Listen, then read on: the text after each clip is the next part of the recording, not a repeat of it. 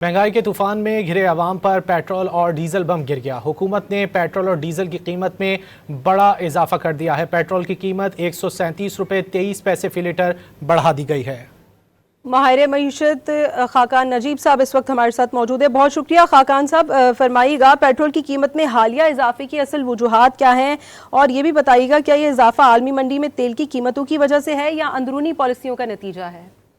आपको थोड़ा ऊंचा बोलना पड़ेगा, आपकी आवाज नहीं आ रही। सर, पेट्रोल की कीमत में हालिया इजाफे की असल वजूहात जानना चाहेंगे आपसे, और क्या ये इजाफा आलमी मंडी में तेल की कीमतों की वजह से है या अंदरूनी पॉलिसियों का नतीजा है? तो हमें ये समझना है कि पाकिस्तान एक नेट इंपोर्टर है एनर्जी का, और बहुत बड़ा इंपोर्टर है। 18-19 अरब डॉलर की हम एनर्जी इंपोर्ट करते हैं। तेल की कीमत जो हम लेते हैं वो $65 दुबई फ्लैट्स की थी जब ये काम शुरू हुआ, जब मिडिल ईस्ट कॉन्फ्लिक्ट हुआ। इस वक्त वो कीमत, जब ये तेल की कीमत में इजाफा दिखाई दिया है, वो $130 पे है। इसकी वजह से आपको पेट्रोल की कीमत में जो चेंज है वो दिखाई दे रहा है। इसी के साथ अगर आप ये देखिए कि जो डीजल की प्राइस है वो $230 बैरल पे चली गई है, जो $70 बैरल थी before this war happened. The important message here is the following, कि हमने जिस तरह अपनी एनर्जी डिपेंडेंसी रखी फॉसिल फ्यूल्स पे, जिसका मतलब यह है कि हम फ्रेट कैरी करते हैं पूरे मुल्क का और वो करते हैं नेशनल हाईवेज पे, तो हमें नागुज़ीर है कि हम फॉसिल फ्यूल्स मंगवाते रहें और इस तरह ये चीजें चलाते रहें। ये कई दिहाइयों का पॉलिसी का असर है जो अभी दिखाई दे रहा है। अब आप अगर आगे देखिए तो हमारा पेट्रोलियम डेवलपमेंट लेवी 160 रुपए है इस वक्त पेट्रोल पे, और उसके अलावा उस पर 24 रुपए के करीब एक इम्पोर्ट कस्टम्स ड्यूटी है। हमें समझना है कि हमने अपनी टैक्सेशन की पॉलिसी जिस तरह चलाई और हमने ब्रॉड बेस नहीं की, तो इनडायरेक्ट टैक्सेशन करना पड़ती है। हैविंग सेड ऑल दिस, ये प्राइस सिग्नल अथॉरिटीज पहले दे 55 रुपए बढ़ाया था। मैं उसके बाद कहता रहा कई दफा कि आपको 15-20 करके बढ़ाना चाहिए सो दैट आप पास थ्रू कर सकें। उसका नतीजा ये हुआ कि हमने ये चेंज नहीं किया।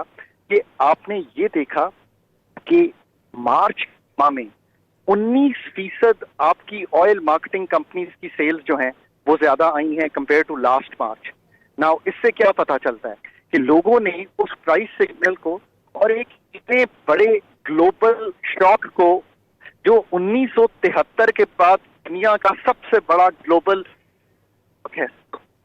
प्राइस सीरियस लिया ही, और जो कॉन्फर्मेशन, जो जिसे कहते हैं कम्युनिकेशन अथॉरिटीज को देनी चाहिए थी, उनकी भी उस तरह से सप्लाई साइड को कहते रहे हम कि ठीक है, but not at $65, at $130, not at $65 of diesel, at $230. तो सप्लाई साइड नहीं ठीक थी, बिकॉज प्राइसिंग इतनी डिसरप्शन आ गई थी, हम इसको टेक्निकल जबान में ये कहते हैं कि feasibility of that had gone out. So हम ये कह ही नहीं सकते थे कि सप्लाई साइड ठीक है। This was the most important point. हमने सप्लाई साइड को सिर्फ सप्लाई ऑफ अवेलेबिलिटी से लेके मुंसलिक किया। अब आप आगे आ जाइए। उसकी वजह से ये हुआ कि इतनी OMCs की जो डिमांड बढ़ी, तो आपने जो सस्ता तेल था वो इस्तेमाल कर लिया। रिजर्व्स मुल्क में जब वॉर में गए थे तो तब भी 26, 27, 28 दिन के थे, आपको रिप्लेनिश करना पड़ा। ये लॉन्ग टर्म पॉलिसी जो थी, अगेन इट हर्ट अस।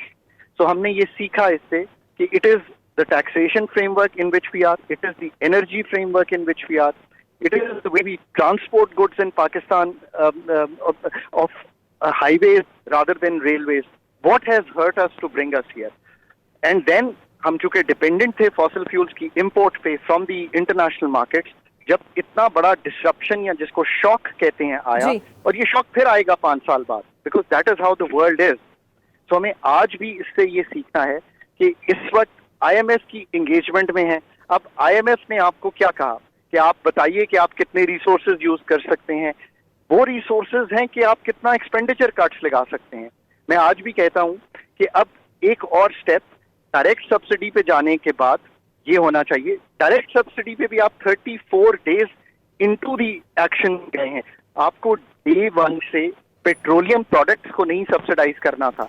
वो जो 169 रुपए पिछले हफ्ते तक, और आई एम श्योर कि 30-40 अरब इस हफ्ते में भी खर्च होंगे जो अभी चल रहा है, आपको सब्सिडाइज लोगों को करना था। लोगों का क्या मतलब है? मोटर व्हीकल वाले नहीं, छोटी गाड़ियों वाले, मोटर बाइक्स वाले, पब्लिक ट्रांसपोर्ट, फार्मर्स को फ्रेट को शिफ्ट करना था ऑफ रोड ताकि आपकी इंपोर्ट टूटे। जी। देयर वर मेनी एक्शंस जो डे 2 से ले लेने चाहिए थे। आखिर में मैं कहूंगा कि लोगों को अपना बिहेवियर कुल्ली तौर पर तब्दील कर लेना चाहिए।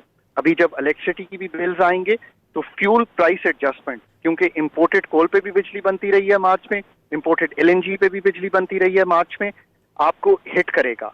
आप अपना बिहेवियर कुल्ली तौर पे तब्दील कर लीजिए, और ये है जिसे कहते हैं communication with the people of Pakistan that we must have. This is the conversation we must have.